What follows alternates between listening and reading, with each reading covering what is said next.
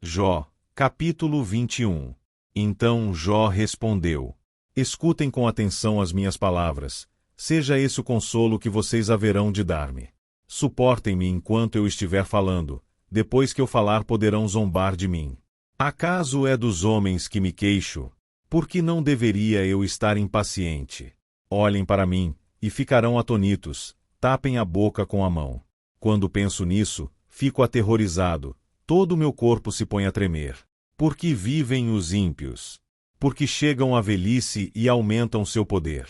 Eles veem os seus filhos estabelecidos ao seu redor, e os seus descendentes diante dos seus olhos. Seus lares estão seguros e livres de medo, a vara de Deus não os vem ferir. Seus touros nunca deixam de procriar, suas vacas dão crias e não abortam. Eles soltam os seus filhos como um rebanho, seus pequeninos põem-se a dançar. Cantam, acompanhando a música do tamborim e da harpa, alegram-se ao som da flauta. Passam a vida na prosperidade e descem à sepultura em paz. Contudo, dizem eles a Deus: deixa-nos. Não queremos conhecer os teus caminhos. Quem é o Todo-Poderoso, para que o sirvamos? Que vantagem nos dá orar a Ele? Mas não depende deles a prosperidade de que desfrutam, por isso fico longe do conselho dos ímpios. Pois, quantas vezes a lâmpada dos ímpios se apaga? Quantas vezes a desgraça cai sobre eles, o destino que em sua ira Deus lhes dá? Quantas vezes o vento os leva como palha, e o furacão os arrebata como cisco? Dizem que Deus reserva o castigo de um homem para os seus filhos. Que ele mesmo o receba, para que aprenda a lição. Que os seus próprios olhos vejam a sua ruína, que ele mesmo beba da ira do Todo-Poderoso. Pois, que lhe importará a família que deixa atrás de si quando chegar ao fim os meses que lhe foram destinados?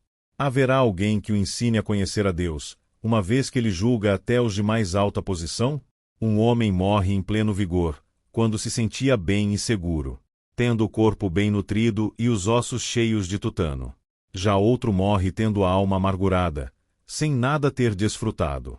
Um e outro jazem no pó, ambos cobertos de vermes. Sei muito bem o que vocês estão pensando, as suas conspirações contra mim. Onde está agora a casa do grande homem? Vocês perguntam. Onde a tenda dos ímpios? Vocês nunca fizeram perguntas aos que viajam? Não deram atenção ao que contam, que o mal é poupado da calamidade, e que do dia da ira recebe livramento.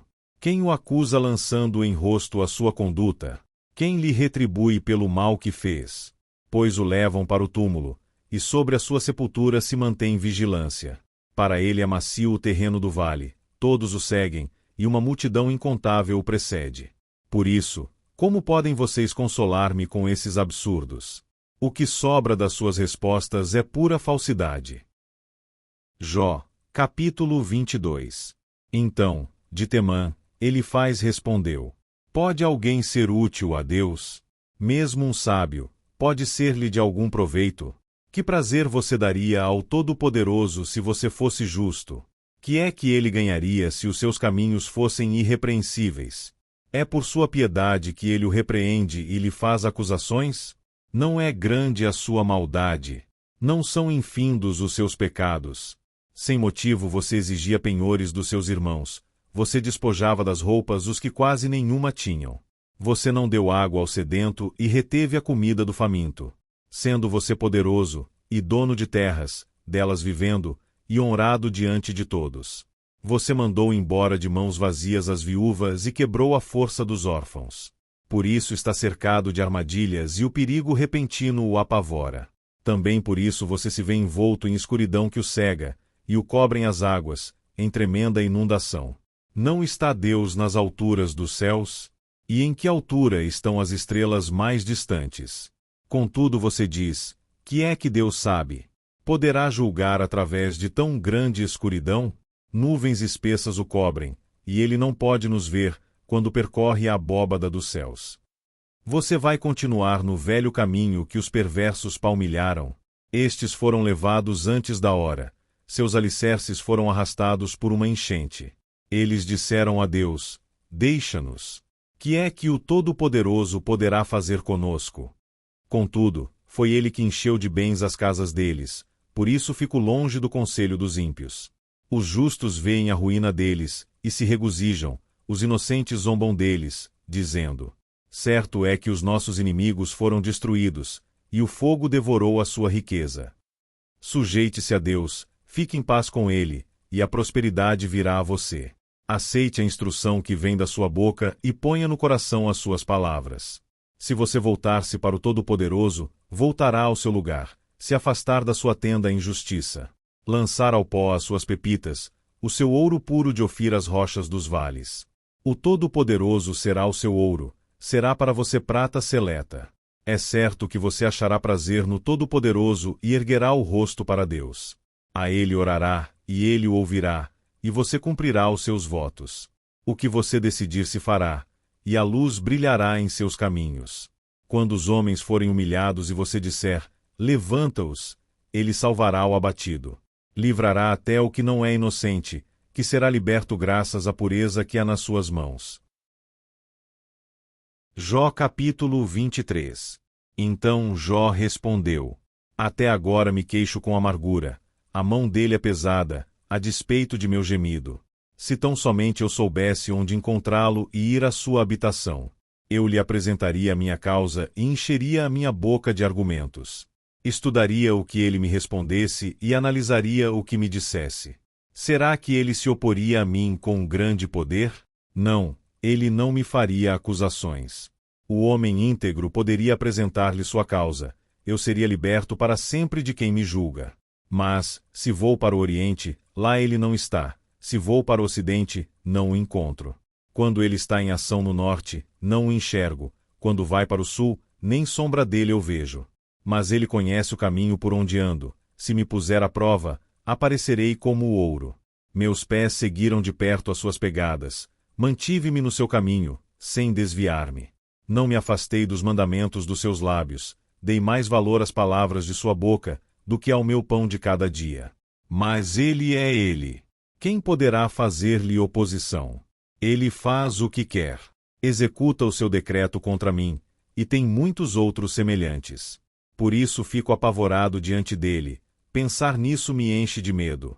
Deus fez desmaiar o meu coração, o Todo-Poderoso causou-me pavor. Contudo não fui silenciado pelas trevas, pelas densas trevas que cobrem o meu rosto. Jó capítulo 24. Por que o Todo-Poderoso não marca as datas para julgamento? Por que aqueles que o conhecem não chegam a vê-las? Aos que mudam os marcos dos limites e apacentam rebanhos que eles roubaram. Levam o jumento que pertence ao órfão e tomam o boi da viúva como penhor. Forçam os necessitados a saírem do caminho e os pobres da terra a esconder-se. Como jumentos selvagens no deserto, os pobres vão em busca de comida, da terra deserta obtêm para os seus filhos. Juntam forragem nos campos e respigam nas vinhas dos ímpios. Pela falta de roupas, passam a noite nus, não têm com que cobrir-se no frio. Encharcados pelas chuvas das montanhas, abraçam-se às rochas por falta de abrigo. A criança órfã é arrancada do seio de sua mãe, o recém-nascido do pobre é tomado para pagar uma dívida. Por falta de roupas, andam nus, carregam os feixes, mas continuam famintos. Espremem azeitonas dentro dos seus muros, pisam uvas nos lagares, mas assim mesmo sofrem sede. Sobem da cidade os gemidos dos que estão para morrer, e as almas dos feridos clamam por socorro. Mas Deus não vê mal nisso. Aos que se revoltam contra a luz, não conhecem os caminhos dela e não permanecem em suas veredas. De manhã o assassino se levanta e mata os pobres e os necessitados, de noite age como ladrão. Os olhos do adúltero ficam à espera do crepúsculo, nenhum olho me verá, pensa ele, e mantém oculto o rosto. No escuro os homens invadem casas, mas de dia se enclausuram, não querem saber da luz. Para eles a manhã é tremenda escuridão, eles são amigos dos pavores das trevas. São, porém, como espuma sobre as águas, sua parte da terra foi amaldiçoada, e por isso ninguém vai às vinhas. Assim como o calor e a seca depressa consomem a neve derretida, assim a sepultura consome os que pecaram. Sua mãe os esquece, os vermes se banqueteiam neles. Ninguém se lembra dos maus, quebram-se como árvores. Devoram a estéril e sem filhos e não mostram bondade para com a viúva. Mas Deus, por seu poder, os arranca. Embora firmemente estabelecidos, A vida deles não tem segurança. Ele poderá deixá-los descansar, sentindo-se seguros, mas os vigia atento nos caminhos que seguem. Por um breve instante são exaltados, e depois se vão, colhidos como todos os demais, ceifados como espigas de cereal. Se não é assim, quem poderá provar que minto e reduzir a nada as minhas palavras?